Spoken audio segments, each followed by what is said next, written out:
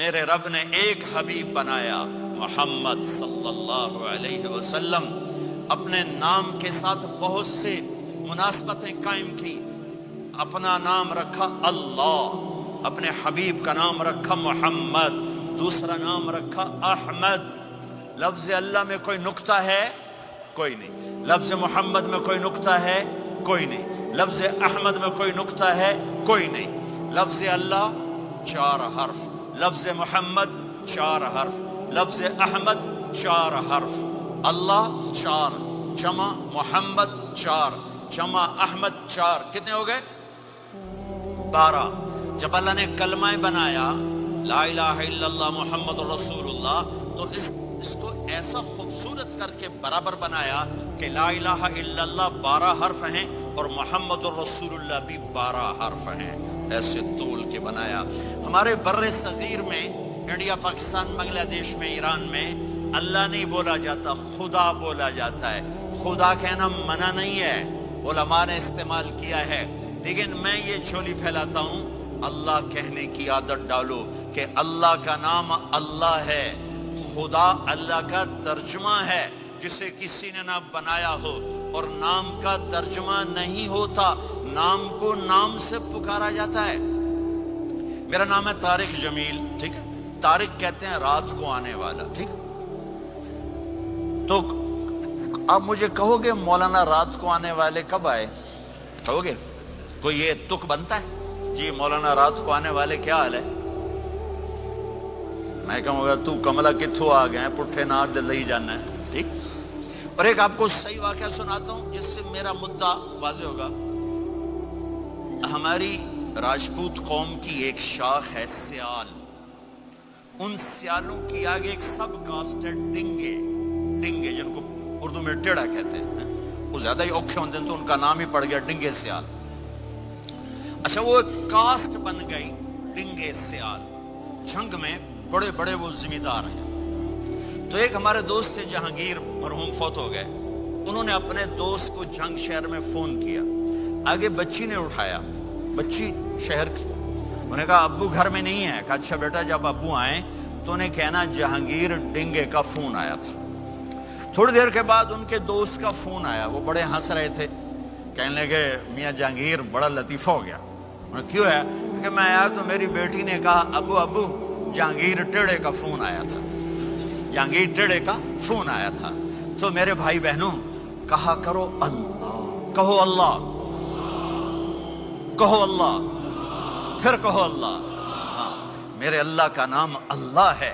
اللہ نور السماوات والارض. میرے رب کا نام اللہ ہے.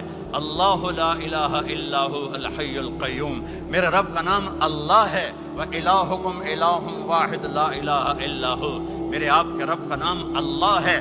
اللہ الذی خلق 7 سماوات ومن الارض مثلهن. میرے آپ کے رب کا نام اللہ ہے. اللہ الذی رفع السماوات بغیر عمد ترونها. میرے آپ کے رب کا نام اللہ ہے. اللہ الذی یبدأ الخلق ثم یعیدہ. میرے آپ کے رب کا نام اللہ ہے. هو اللہ الذی لا الہ الا هو عالم الغیب والشہادہ هو الرحمن الرحیم. میرے آپ کے رب کا نام اللہ ہے. قل هو اللہ احد اللہ الصمد لم یلد ولم یولد ولم یکن له کفوا احد. میرے بھائی بہنوں، میں ایک پیغام لایا ہوں کہ اب آج تک ہم نے زندگی اپنی مرضی کی گزاری. آج کے بعد محمد ہی بن کے اللہ کو دکھا دیں. آج کے بعد غلام رسول بن کے اللہ کو دکھا دیں. اللہ کے نبی کو راضی کرنا، ان کے خوشی کو حاصل کرنا. ایک صحابی آئے، یا رسول اللہ، میرا پڑوسی ہے، اس کی کھجور ایسے ہو کر میرے گھر کے صحن میں اس کے چند آتے ہیں شاخیں. جب پھل لگتا ہے تو وہ گر جاتا ہے تو میرے بچے اٹھاتے ہیں تو ادھر سے دوڑ کے آتا ہے، ان کے منہ سے کھجور نکال لیتا ہے. آپ اسے کہیں کہ بچوں پہ اتنی سختی نہ کرے. آپ نے اسے بلایا، وہ منافق تھا.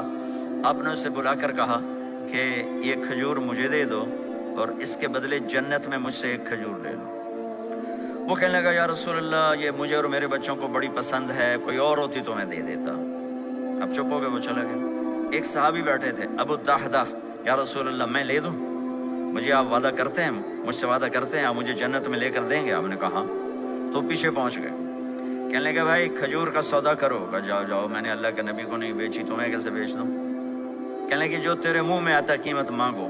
کہنے لگا اپنا باغ مجھے دے دے, کھجور لے لے. باغ میں 600 کھجوریں تھیں. تو کہنے لگا پکی بات ہے, کہاں پکی بات, کہ چلو باغ تیرا کھجور میری. میں نے کہا ٹھیک, مجھے اور کیا چاہیے. 600 کھجوروں کا باغ. دوڑے دوڑے آئے, یا رسول اللہ میں نے کھجور خرید لی, آپ اب اس کو دے دیں. آپ نے کہا انہیں مجھے تو دینی, تمہیں کیسے دے دی؟ کہا جی میں نے پورا باغ دے دیا اور کھجور اس سے لے لی, 600 کھجوروں کا. آپ نے کہا ہمارا پچھلا سودا کینسل, پہلے تھا 1 کھجور لے کر دوں گا, اب تیرا میرا سودا یہ ہے کہ تیرے لیے جنت میں بے شمار باغات بھی مل گئے اور تیرے لیے گھر بھی تیار ہو گئے. کم من عزق بداہ بدار فیاہ لأب الداہ داہا. انہوں نے وہیں سے چھلانگ لگائی اور دوڑے دوڑے باغ گئے. اندر نہیں گئے, باہر سے کھڑے ہو کر کہا ام الدہدہ باہر آ جاؤ, ہم نے یہ باغ اللہ اس کے رسول کو دے دیا. یہ میرے عزیزو جہاں بھی رہو محمد مصطفیٰ صلی اللہ علیہ وسلم کی مبارک اور پاکیزہ زندگی کو اپنا ساتھی بنا لو تو یہ جہان بھی آپ کا ہے, وہ جہان بھی آپ کا ہے. کوئی مشکل زندگی نہیں ہے, چند فرائض ہیں, 5 وقت کی نماز ہے. کیا زور لگتا ہے, کتنی دیر لگتی ہے 5 وقت نماز میں, کتنی دیر لگتی ہے, اور مسافر ہو تو آدھی ہو جاتی ہے. اس ساری کائنات کا بنانے والا ایک وہ ہے اللہ. اللہ لا الہ الا اللہ کا پیغام. پھر لفظ اللہ, ایک خدا, ایک اللہ. یہ عربی زبان میں کچھ حروف کے اوپر نقطہ ہے, با تا ثا جیم خا, کچھ بغیر نقطے کے, الف ہا سین صاد دال. جو نقطے والے ہیں, ڈاٹ والے, وہ کمزور حرف ہیں. جو بغیر نقطے والے ہیں وہ طاقتور ہیں, طاقتور ہیں.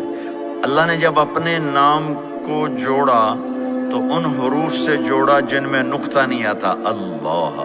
جب اپنے نبی کے نام کو بنایا تو ان حروف سے بنایا جس میں نقطہ نہیں آتا, محمد, احمد. پھر اس میں برابری رکھی. اللہ میں 4 حرف ہیں, الف لام لام ہا. محمد میں 4 حرف ہیں, میم ہا میم دال. احمد میں 4 حرف ہیں, الف ہا میم دال. اللہ بھی 4, محمد بھی 4, احمد بھی 4, یہ 12 ہو گیا.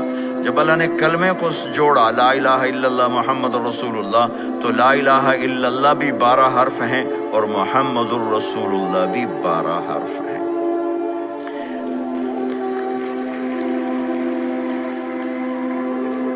کسی نبی کے نام میں نبوت کا مطلب نہیں پایا جاتا.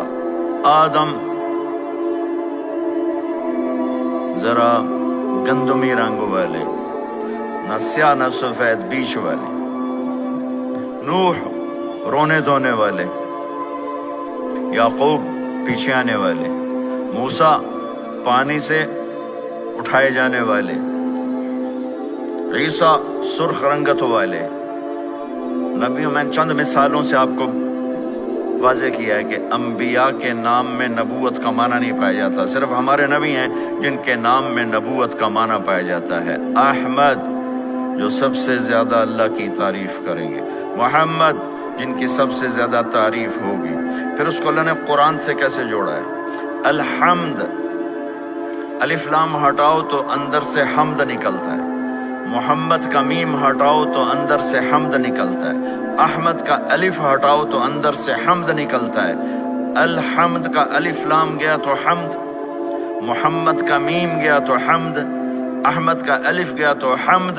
یوں اللہ نے اپنے نبی کے نام کو قرآن کے ساتھ جوڑ دیا ہے.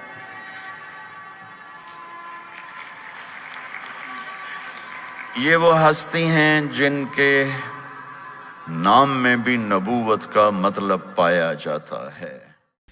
ہے کیا سناؤں, میرے نبی گھر میں آتے ہیں. این اللقا, دنیا میں آدم سے لے کر آخری انسان جو آئے گا ان میں سب سے مصروف ہستی محمد مصطفیٰ صلی اللہ علیہ وسلم ہیں, کہ جن پر 7 بر اعظم کی ذمہ داری, قیامت تک آنے والے انسانوں کی ذمہ داری. ان سے بڑی ذمہ داری کون اٹھائے, کس نے اٹھائی ہے؟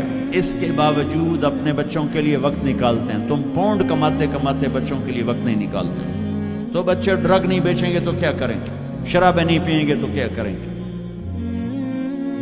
آپ گھر تشریف لاتے, وقت نکال. این اللقا, میرے شرارتی بچے کدھر ہیں؟